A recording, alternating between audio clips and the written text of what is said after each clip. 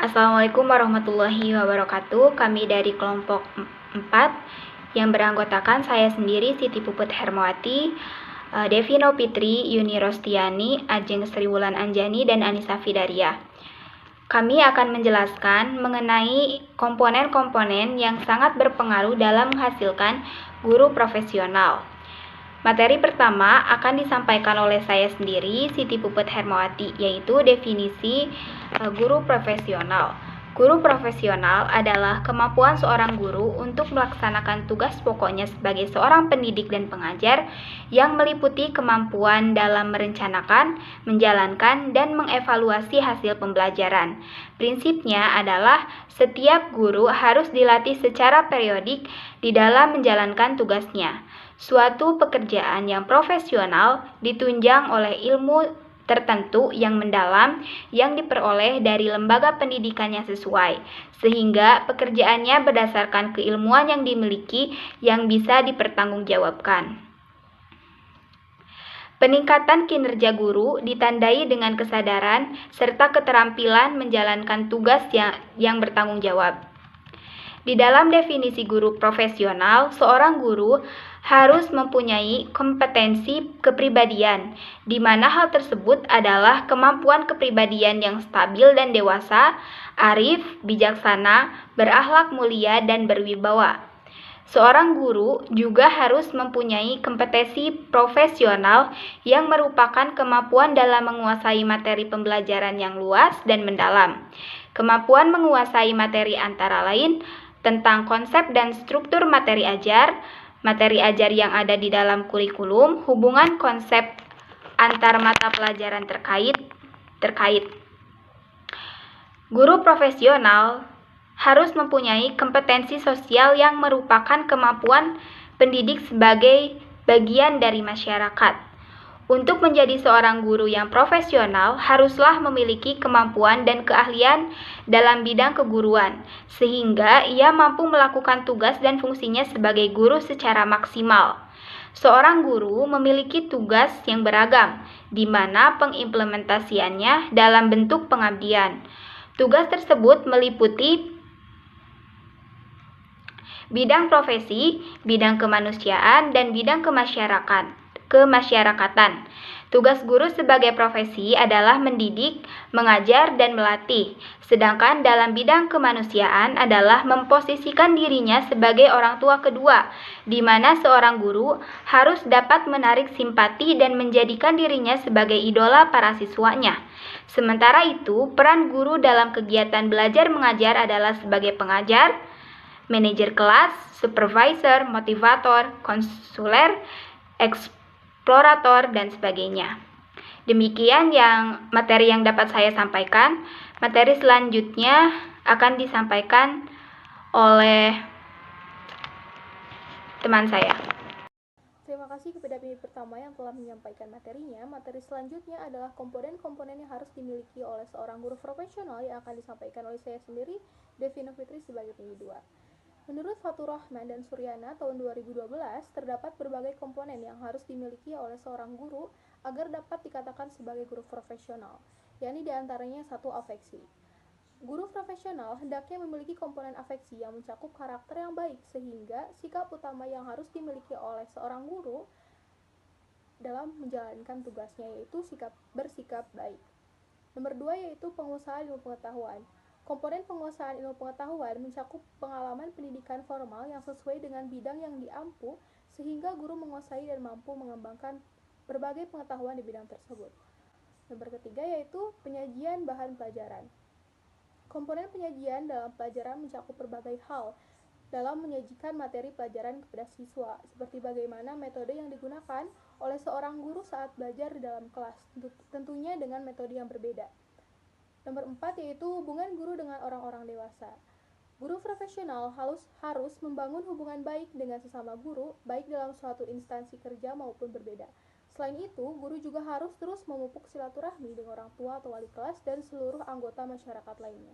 Terima kasih, sekian materi dari saya. Materi selanjutnya akan disampaikan oleh rekan saya selaku PI3. Assalamualaikum warahmatullahi wabarakatuh. Saya Anissa Fidaria, NPM 192122032. Di sini saya akan menyampaikan komponen yang kedua. Komponen yang kedua yaitu memerlukan keahlian. Komponen kedua ini lebih merupakan sebuah kompetensi intelektual dan fungsional. Orang yang ahli atau memiliki keahlian adalah orang yang memiliki pengetahuan dan keterampilan dalam menjalankan tugas profesinya. Ada dua makna yang kita sebut sebagai sebuah keahlian ini. Pertama, keahlian yang diwujudkan dalam bentuk ijazah pendidikan formal dan dikeluarkan oleh lembaga pendidikan. Sedangkan makna yang kedua yaitu ijazah yang dikeluarkan oleh lembaga non-formal, misalnya masyarakat. Untuk bentuk yang kedua ini, ijazah dapat diartikan sebagai sebuah pengakuan resmi dari publik terhadap keahliannya sendiri. Oleh karena itu, dalam Peraturan Pemerintah Nomor 19 Tahun 2005 Pasal 28 Ayat 4 dinyatakan bahwa seseorang yang tidak memiliki ijazah dan atau sertifikat keahlian sebagaimana dimaksud pada ayat 2, tetapi memiliki keahlian khusus yang diakui dan diperlukan dapat diangkat menjadi pendidik setelah melewati uji kelayakan dan kesetaraan. Hal ini menunjukkan bahwa jenis keahlian itu adalah dalam bentuk pengetahuan atau keterampilan fungsional dari seseorang yang bisa ditunjukkan dengan ijazah atau pengakuan dari masyarakat. Komponen yang ketiga yaitu memerlukan kemahiran. Bila memperhatikan makna Kamus Besar Bahasa Indonesia, istilah mahir atau kemahiran itu adalah sebuah pekerjaan yang membutuhkan latihan. Mahir dalam bahasa Indonesia diartikan sangat terlatih dalam mengerjakan sesuatu, cakap atau pandai, dan terampil. Dengan kata lain, seseorang dapat disebut memiliki profesionalisme yang baik bila kinerjanya dapat dilakukan secara rutin dengan kualitas yang tetap baik dan lebih baik, sebagai wujud dari kemampuan terlatihnya. Sebagaimana dikemukakan sebelumnya, mengajar itu bukan sekedar sampingan, mampu menjalankan tugas profesi itu bukan sebuah kebetulan. Kemampuan tersebut adalah kemampuan faktual atau real dari sebuah hasil latihan dan mampu dibuktikan secara berulang. Assalamualaikum warahmatullahi wabarakatuh. Perkenalkan, saya Ajeng Srilan Anjani, NPM 1921222034. Saya akan melanjutkan materi yang telah disampaikan oleh presenter sebelumnya.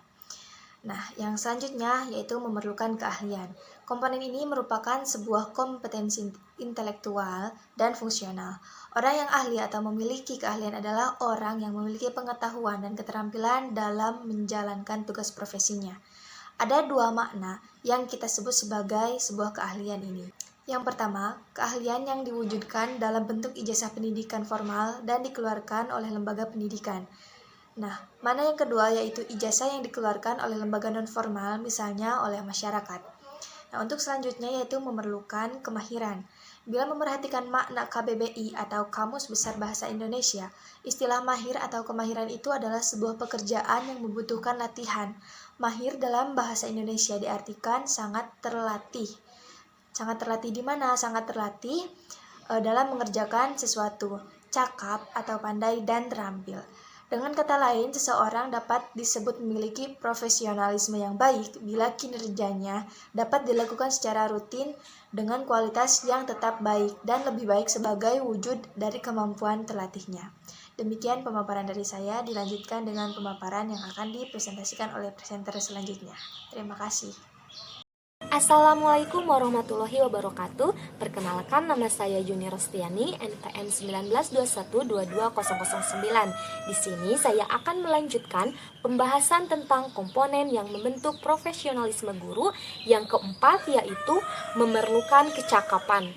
Komponen yang keempat ini, walaupun dalam bahasa Indonesia memiliki makna beririsan dengan keahlian dan kemahiran, namun untuk makna kecakapan ini ada sikap mental yang hadir dalam diri pelaku profesi.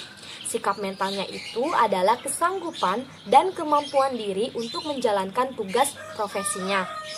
Orang yang cakap adalah orang yang memiliki kesanggupan dan kemampuan untuk menjalankan tugas profesinya. Yang kelima, yaitu adanya standar, mutu, atau norma tertentu. Dalam komponen kelima ini, ada dua aspek. Yang pertama, standar mutu dan di sisi lain yaitu norma tertentu. Untuk standar mutu, pekerjaan seseorang diatur dengan berbagai peraturan perundangan yang mengatur profesinya. Bahkan, kelayakan profesionalismenya pun diawasi. Salah satu di antaranya adalah dengan diberlakukannya sertifikasi profesi dan uji kompetensi guru atau bisa disebut juga UKG. Kemudian, khusus untuk norma, ada banyak hal yang bisa disebutkan di sini. Selain peraturan perundangan yang mengatur profesi ini, dapat ditemukan pula mengenai kode etik. Dan yang terakhir yaitu memerlukan pendidikan profesi. Maksud dari komponen keenam ini khusus terkait dengan pendidikan profesi. Pada dasarnya, sebelum lahirnya Undang-Undang Sisdiknas tahun 2003 dan UU-GD pada tahun 2005, pendidikan profesi keguruan ini ditunjukkan dengan akta mengajar. Tetapi pada saat ini, di luar akta mengajar atau di samping itu, seorang calon guru wajib memiliki sertifikat profesi. Untuk mendapatkan sertifikat profesi ini bisa dilakukan melalui pendidikan dan pelatihan seperti PLPG dan bisa dengan pendidikan profesi selama 1 tahun atau 2 semester. Kesimpulan yang bisa diambil dari pembahasan ini adalah guru profesional adalah kemampuan seseorang guru untuk melaksanakan tugas pokoknya sebagai seorang pendidik dan pengajar yang meliputi kemampuan dan merencanakan, menjalankan, dan mengevaluasi hasil pembelajaran. Fatur Rahman dan Suryana pada tahun 2012 berpendapat bahwa terdapat berbagai komponen yang harus dimiliki seorang guru agar dapat dikatakan sebagai guru profesional, yakni afeksi, penguasaan ilmu pengetahuan, penyajian bahan pelajaran, hubungan guru dengan murid, dan hubungan guru dengan orang dewasa. Sedangkan, merujuk pada Undang-Undang Guru dan Dosen, ada 6 komponen yang membentuk profesionalisme guru, yakni yang pertama, menjadi sumber penghasilan kehidupan. Yang kedua, memerlukan keahlian. Yang ketiga, memerlukan kemahiran. Yang keempat, memerlukan kecakapan. Kelima, adanya standar mutu atau norma tertentu. Dan yang terakhir, memerlukan pendidikan profesi. Sekian presentasi yang dapat kelompok kami sampaikan. Mohon maaf bila ada kesalahan dan kekurangan. Terima kasih. Wassalamualaikum warahmatullahi wabarakatuh.